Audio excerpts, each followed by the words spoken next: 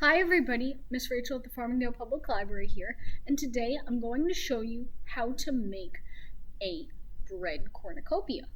This is a really tasty Thanksgiving treat, and I'm sure that your family will love it. For this activity, you will need some aluminum foil, you'll need a baking tray or cookie sheet, you'll need some cooking spray or some vegetable oil or olive oil, whatever kind of oil you'd like, rubbed onto a napkin. You'll need a big can of refrigerated biscuit dough. I personally like the buttermilk biscuits the best, but you can use any kind of dough in a tube that you'd like. Even refrigerated pizza dough is fine. And you'll need 1 egg. Alrighty, shall we get started? The first thing that we're going to do is we're going to build the form of our cornucopia. I'm going to take a sheet of foil and I'm going to roll it into a cone shape to build my horn of plenty.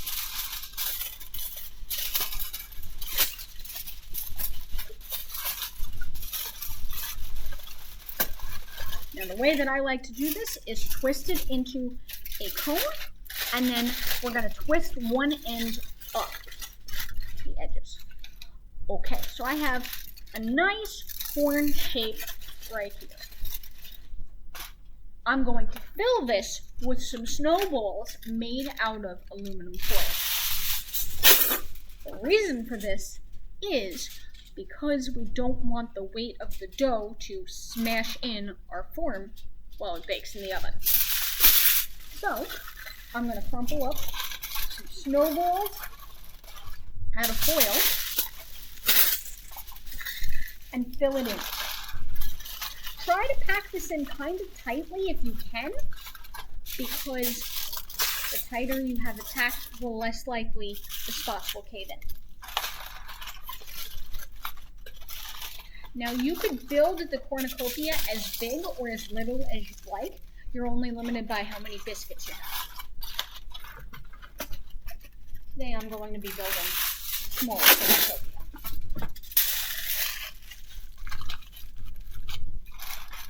Okay, so here we go. I have 1 cornucopia that is full of foil. I'm going to put my foil off to the side, and I'm going to take my cooking spray. With my cooking spray, I'm going to lightly grease the inside of my baking dish, and I'm going to spray the outside of my foil cone.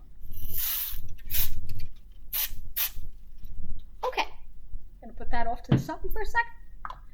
And let's take out our dough. This is going to make a nice pop sound, so get ready.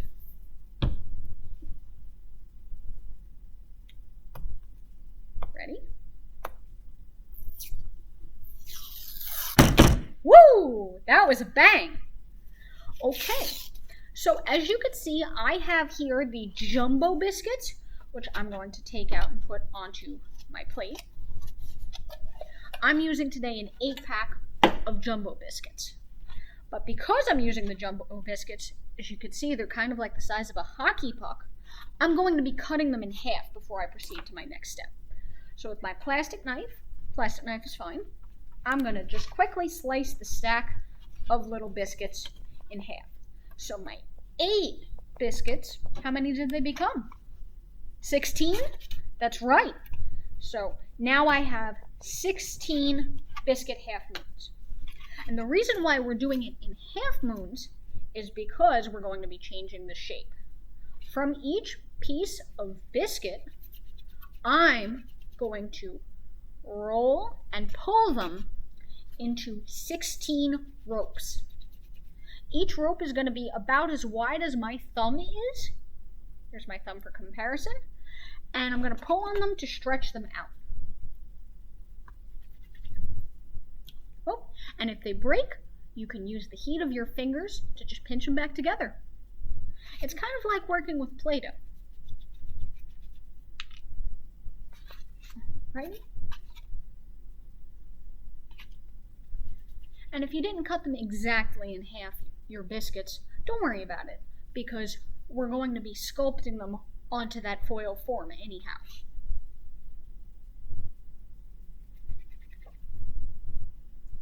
Okay.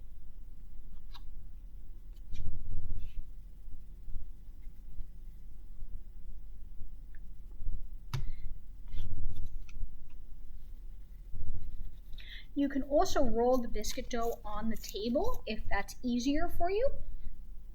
But mostly I find that it's the heat of my hands that's actually changing the shape more than the pressure of rolling. Okay.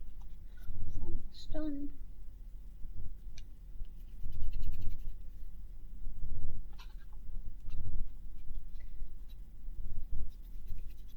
And the longer you make these ropes, the thinner they'll be, and the faster they'll cook in your preheated oven.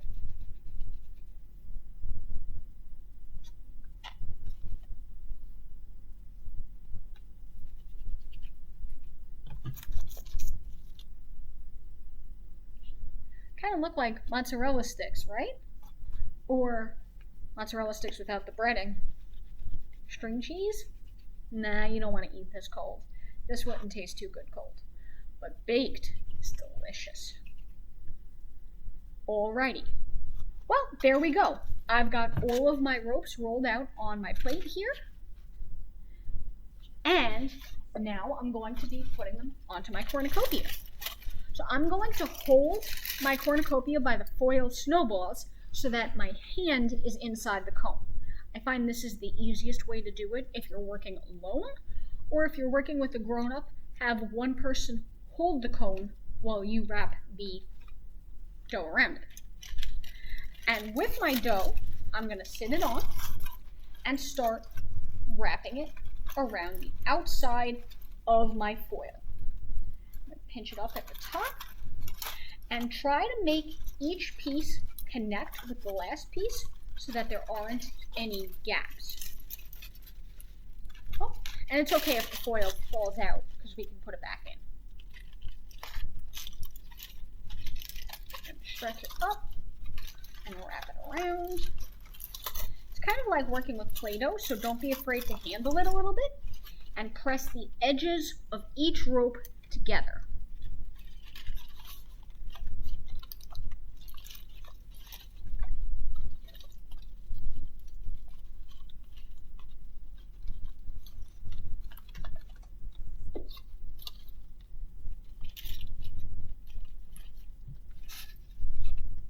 Be sure to go all the way around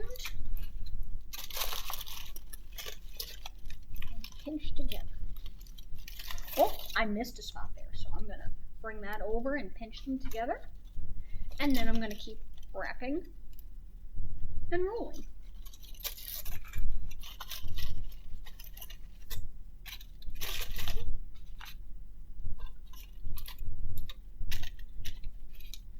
Now you can go all the way to the end of your foil cone if you want, or if you want, you can also save a few pieces to make a braid, if you're feeling fancy. You don't have to put a braid on it if you don't want to. We're just going to keep going around in the spiral, which is what I think I'm going to do today. And along the way, don't be afraid to handle it like I am and pinch some of the spots where there might be gaps back together. We want this to be pretty close to one uniform piece if we can have it.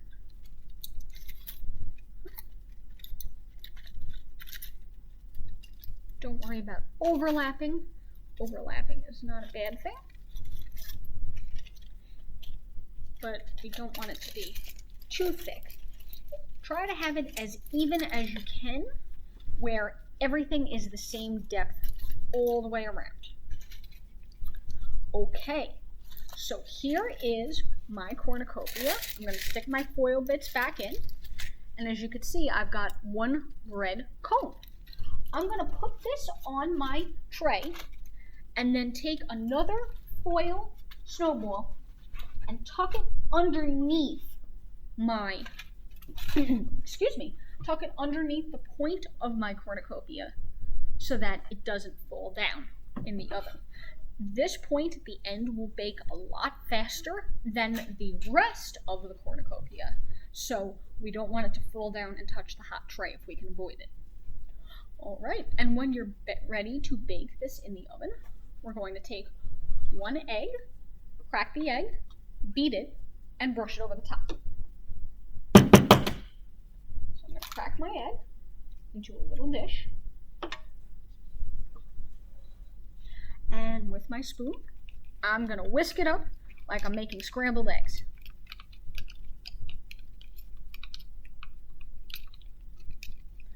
Alrighty.